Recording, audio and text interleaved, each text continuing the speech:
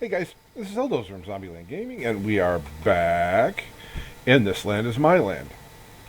So, what we're going to do in this one is I'm going to go ahead and give you guys some tips and little tricks and trinkets. But I'm going to go ahead and go out do a little gathering so I'm not standing around like a lunatic. And show you, like, what some of this stuff might look like when you're trying to grab it. Now, you can't grab the big trees. I don't know if there's going to be eventually where they're going to put like an axe in to where you can whack down the wood or whatever. But right now that's not in game. You just have to watch for those little trees. And your sight will get better as you play the game. You'll be able to see stuff sitting around that you didn't notice maybe immediately at the start. So, some of the stuff I did want to give you, I'm going to be referring to the map a little bit, going back and forth. Trading posts that I have noticed can shrink.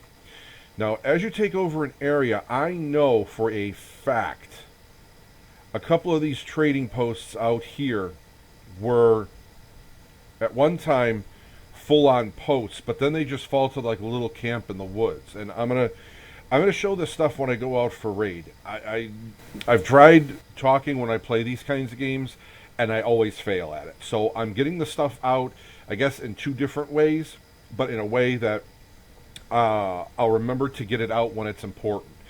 And which would make sense, because as you're taking over the land, you're going to be pushing the white man out, the settlers out, and their trading posts are going to shrink. Now, there was one night, I have to try to find it on the map. I was a little bloodlusty, and I was just attacking anything in sight. And I actually wound up attacking guards to a post. The outpost, actually, the trading post actually whited out with an X through it. And I have to find it, and I probably won't because now I want to find it, and I can find it at any other time when I'm not looking for it. But that's the way life goes.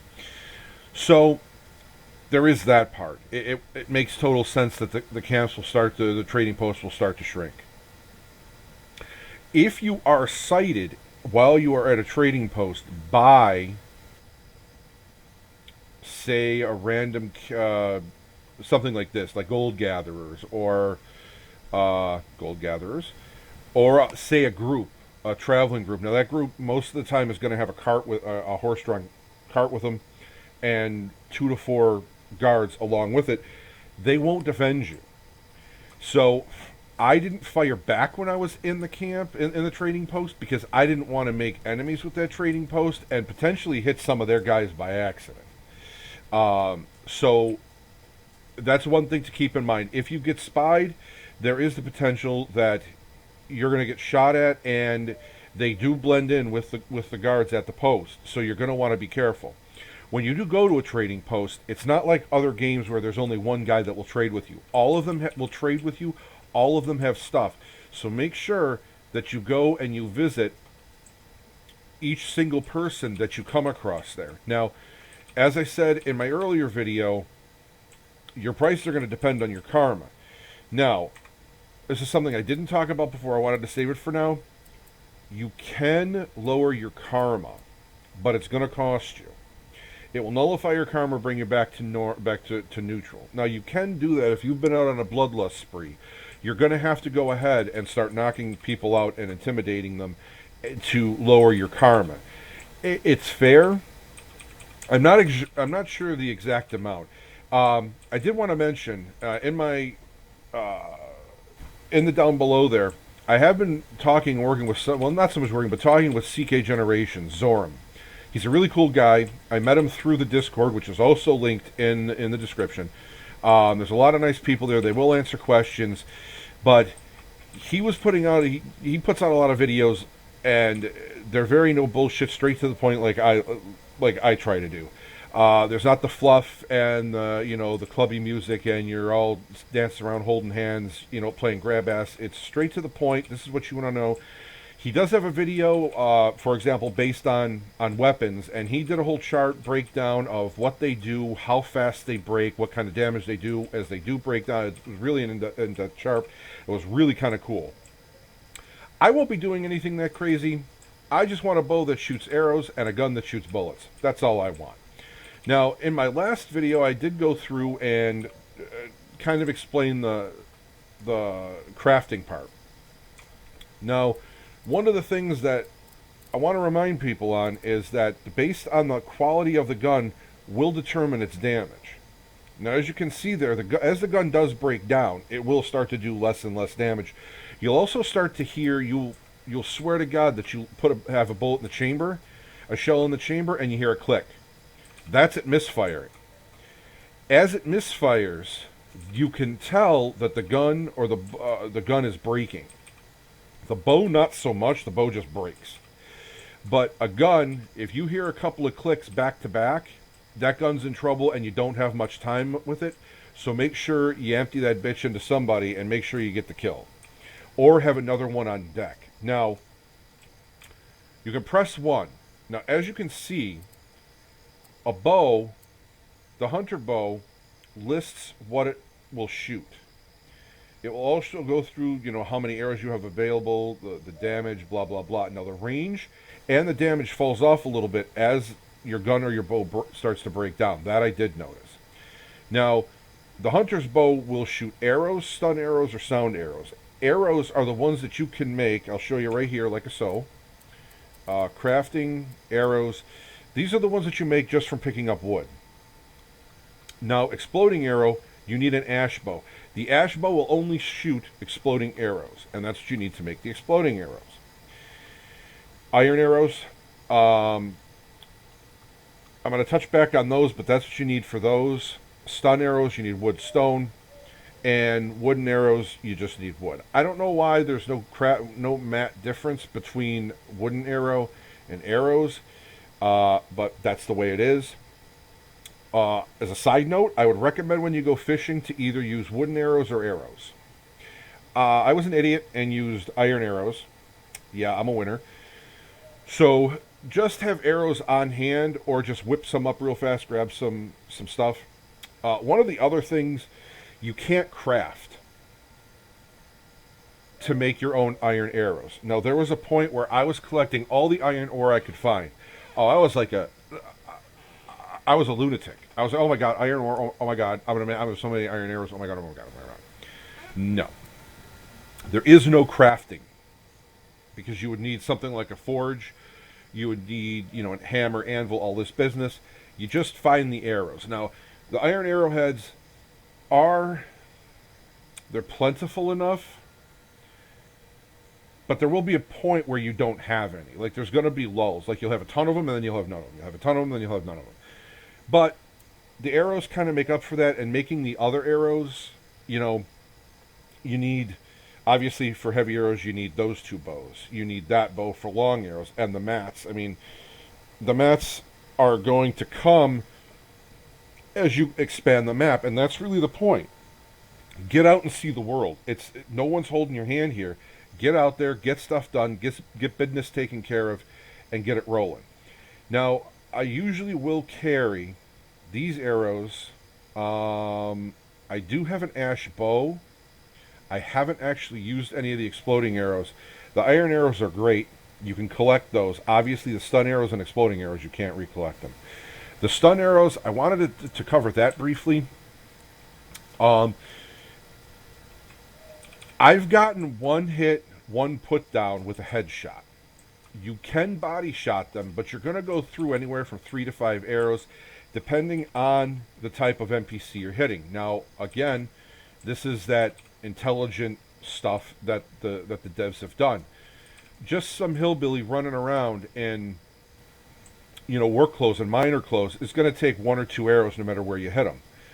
Someone that's a leader of a camp that has the gold stripes on their shoulders, he could take like 5 to 8. I have 2-shot him with 2 back-to-back headshots. So where you hit them is important. And arrows get heavy after a while. You don't want to carry around like 100 of each arrow, or you're not going to even be able to carry your own ass across the street. That's not going to be good for you. So don't do that. It's very easy to do. It's very easy to want to be, ready to roll, especially after playing a game like World of Warcraft where you can carry, you can have bags with like 36 slots in them, and you're carrying everything under the sun, including the kitchen sink and a small condo. You can't do that here. You got to watch your weight. You got to be careful. Don't build up too fast. It's very easy, and I'll show you what I mean by that. So let's go to text here. Now, I can send warriors to another camp if they get overpopulated. But what you can also do is, and this is attached to your upgrade, you can set up a new camp. Now, this is where, this is the area, obviously, of where it would be. This is where the camps can go. You don't want to just build camps willy-nilly. You need people to man them, right? You're going to have to give them weapons. Yeah, it's great if you can go out for gathering resources, but you gather enough resources. I mean, this is what they've gathered. I mean, I've got enough stun arrows. I can upgrade the rest of my guys that are only 4-packs. I can make a ton of healing pots, but those are only 55 healing pots. I need the bigger stuff now and a ton of sinew. And I'll show you here. This is everything you can do. Now, this first list, the first part of this list up to here, the brown mushroom infusion, you do what you want. Play the game the way you want. I would suggest not using any of this. Go to the camp, make the stuff, get the points for it. Don't send them to make the stuff. I made the mistake of having them make stuff. It's the biggest waste of time. I thought it would be efficient. It's really not. You aren't getting the points if they make it. So don't do it. You make it. You get the points. So your points, you get them. Send them out for this stuff. Now, the other thing I will tell you is if, say you send, I send these guys out for brown mushrooms. If there's no brown mushrooms, they're not going to get any. If they're not in the area, you're just not going to get them. So you have to pay attention or go by, like, you know, a little trial and error, knocking stuff out, doing what you can to find out where the best place to get certain items is. It's just the way that the game goes.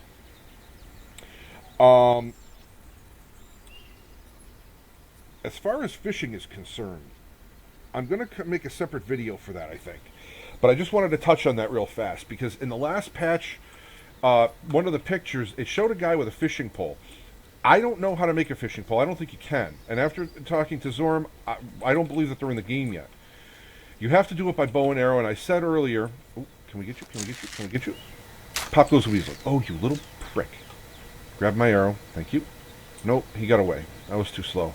I get all excited when I see these guys in front of me, and as a side note, at night, you'll be running through the forest all willy-nilly, and you'll see a deer just laying there sleeping. If you need skins or you need sinew, or meat, that's a good way to do it. Go out at night. Clip those guys while they're sleeping. So anyway, as I was saying, fishing is kind of finicky because you can see, you have to really look in the water to find a school. If you see a school and you go into the water after them, you're going to scare them off. What you can do is you got to figure, it's all a game of angles, finding the right angle to shoot the fish. Now, in my experience, I've shot a fish and they start to swim faster. Shoot a second fish, they swim faster. Up to about 5. 5 seems to be the fastest speed that they'll hit, and they're pretty damn near impossible to hit. So after you've gotten 4 or 5 of them down in the water, just walk your ass out into the water, scare the rest of them away, and get them. Something else I did mention, I did notice was, when you're crafting meals, and you come down here, I can't remember the name of the fish exactly, but there was one fish on this list I didn't find. It seems like they pulled a World of Warcraft, where there's one garbage fish that you're not going to use, that you break for the aromatic shapoopy stuff, and the rest of them used to cook. Now, where that applies to this game is when you get a fish, you can either use it for this recipe, or when you mouse over the fish, you can break it down for red fish meat, these caviar-looking things, and there's 2 other things. There's 4 things in total. And that's why I'm saying it seems like they pulled a World of Warcraft, where they give you a little bit of a choice as to what fish to break down. So that's something else to keep in mind. Don't break down the fish unless you really need it, because you never know when you're going to need it, and you never know what recipe you're going to be able to make, because, as I said, some of these have different different abilities. Um, 200 minus 200% tomahawk aiming, minus 10%, 25% spear aiming, 10% warriors gather. Seems kind of good. Bang, bang, bang. 75% warrior gather, plus 1% wound heal. There's also one in here, I believe, for warrior gather. I thought there was one in here that lets you gain, it had a chance to gain extra warriors. Yeah, 33% damage on that guy. 100% health, 100% stam. Okay, maybe I'm talking out of the side of my neck here, and I don't know what I'm talking about right now. Maybe it was a warrior gather. Maybe I just got all excited when I saw warrior something, and my brain saw what it wanted to. So don't listen to me on that one. So yeah, they just gather extra. You can also put points into that though too. I'm not real quick with this, so you're gonna have to just give me a break here. Okay, so there you go. Chance to find more stuff like that, like so. Finding rare plants. Well, it's find and catch. I did put a point into there. So you really got to kind of balance what you do. Yeah, see, there you go. Okay, that's what I was talking about. It allows them to find, allows them going out to do stuff. Now, one of the other things is you can send them out specifically for stuff, or just send them out to gather. Now, I'm not familiar with that. I think what it is they just go out and gather the closest resource, whatever that may be, whatever the case may be. They send out enough people. Now, I will do something here. I'm going to show this to you so that you know what's going on. Say I want them to go out and get Fireleaf. I want them to go out and get that much. That's all it takes. Like that's it. Say I want them to go out and get... Do we have Boar Pelt on there? All right, we'll go with Boar Pelt. Okay, so I'm going to go ahead and say 58 of that. They don't have... Okay, I'm going to go to another camp because there was something... There's something I wanted to show you guys.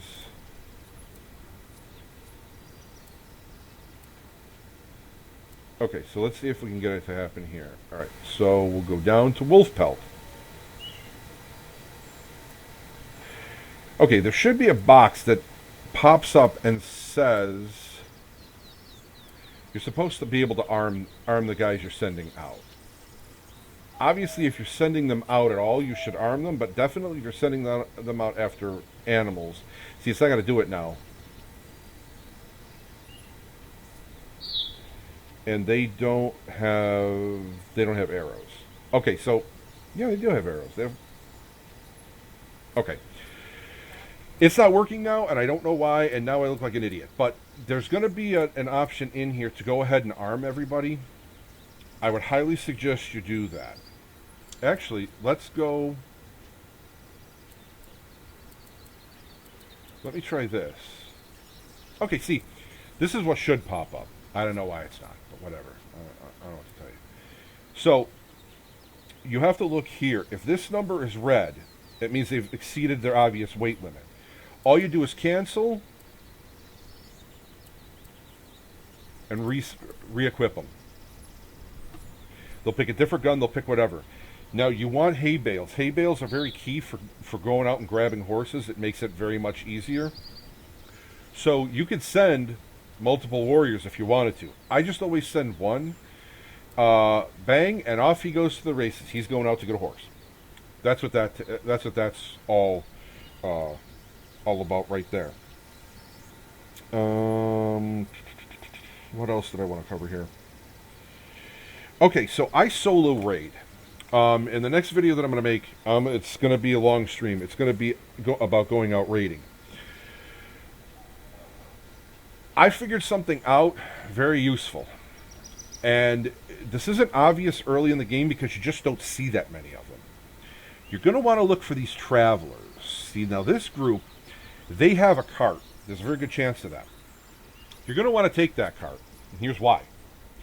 When you're going to someplace like here or even here, or here, definitely there,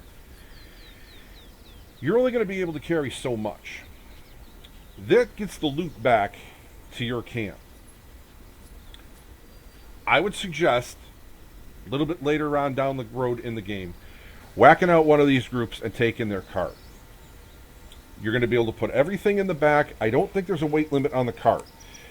I can carry 100 pounds. I had 500 pounds worth of stuff in a cart yesterday, and I got it back to my camp. Now, I want to cover the carts real quick. They are built for following the road. If you go off-road with them, what's going to happen is you're going to hear a little pop or a snap. That's the bushings holding the horses connected to the carts. It doesn't take much for it to happen. So the horses will disconnect from the cart. Haven't found a way to reconnect them because you actually can find the bushings laying on the ground. What you can do is load yourself up to your max weight, get on that horse, and ride off to the closest base, dump that stuff in the little sack of fun over here, and keep doing that business till you get everything you want. Now that's good because you can arm up the camp real quick. You actually kind of maybe cheat yourself out of getting SP, which I'll go over that in just 1 second, but the guns that you can get from a camp with the ammo, the warriors don't take much ammo. You're constantly getting ammo anyways and guns. Let them have fun. Let them blow each other away while they're riding dirty through the forest. Who gives a shit? Give them the guns. It doesn't matter. You can trade off extra guns at the outposts anyways, so screw it. Take the cart while you're driving by. Pretend you just found this shit on the side of the road. You don't know what happened. Hey, I just got this cart. I got shit. Do you want a deal? End of story. You don't need to talk about it. No little asshole shuffle. Just give me your shit. I'll give you my shit. We all got shit. We'll all go home happy. See how that works? Now, as far as collecting the parts, I would say just collect as many parts as you can. Just blindly collect parts because you just don't know. While I said in the last video, crafting guns is kind of weird, there is a lot of SP in it. See, and there you go. Rootstoke is expanding its borders, blah, blah, blah. Okay, cool. We got to deal with those guys later. We'll go whack them out real fast. But here's what we got here. You make that gun, again, I said in the last video, I don't understand why you got to have 2 guns, whatever. I don't care. If you can crank out some guns, there's some decent SP in there. It helps you cycle through some parts. You get some business going on. You're going to find better guns down the road. So you may as well, if you're going to hoard it, you may as well use it and sell it if you don't. It's just my opinion. Just play how you want. Do what you got to do. It doesn't bother me none. You will find gun patterns, and that's a really good thing when that happens because it can lead to some really good guns that you can build. Now, like I showed off the flintlock rifles, but you're not going to find very many high-quality guns. So you need 2 of them. Again, I've already covered this.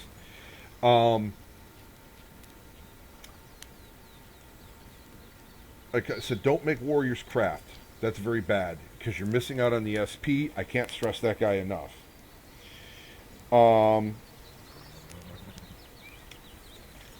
You're going to come across, you're going to think in the beginning, oh my God, these herbs are in the flax and all of this business and mushrooms are hard to find. They're regional. But don't get so concerned that that's all you do. And I kind of did that in the beginning. I kind of went nuts grabbing stuff. Don't do that. As I said earlier, send the camps out. The better that you build up a camp, the more chance you have of pulling, Indians from the wildlands. And it'll be green when it says that happens for you. And that's important because eventually, as you're taking back your land, and I mentioned earlier, they will start to push back. They will start incursioning on you. So you have to, not take too big of a bite of the land. Just do your thing, progress at your own point, but don't get a god complex, because that's really one of the things that I did. I started getting too brave, and it bit me in the ass. It bit me, really hard. As far as goods, you're going to find stuff that are called goods. Don't fall into the trap that I did. Something like groceries. Groceries are heavy as shit, but they heal well. But you're going to find something called food supplies. They're goods. You can't eat them. Your camp won't eat them. No one can eat them. Anything that shows up as goods in your list or shows up in an inventory is just that. It's trade bait. You're going to find wrenches, shovels, lockets, books, soap on a rope, all kinds of weird shit. Just take it to the trading posts and get rid of it. It's not going to serve you a purpose. There is no breaking it down for parts. There's none of that. And that's really where, like I said earlier, you're going to have to find you're going to find arrowheads. There's no way to make them. It's the same thing with goods. You can't do anything with them, so just get rid of them. You're going to see potentially on the map there's going to be a cart. It's going to be like a jailer's cart, and they're usually rolling around the prisons. You can't break the back door, and it took me a little while to figure this out. You actually need the guy that's driving the cart. You need his key. That's the only way to get the prisoners out. So if he decarts, you've got to watch him. The best thing to do is try to kill him when he's on the cart. But as they start chasing you, it's easy to lose a body in the bush. So unless you have a very good memory or you know exactly where something is, try to watch that cart driver. Because if you don't, you're going to lose him. And then you're going to lose the key, and then you're going to be sitting back there watching like 8 Indians in the back of a cart, and you can't do anything to help them. They're trapped there. Now, when you go to one of the prisons, you just have to open the door. There's no locks on the doors. So there's that. So, one of the other things that you have to be careful of is make sure that you do arm the camps, because you can lose your warriors to NPCs, and you can lose them to animals. So say you send them out hunting for bears, or no, you can't do bears yet. But bears can attack you. Wolves, boars, all these things. If they can kill you, they can kill your warriors. So you have to kind of balance, like maybe send out 2 or 3 warriors to hunt down boars. You don't have to just send one. Send out a couple of them.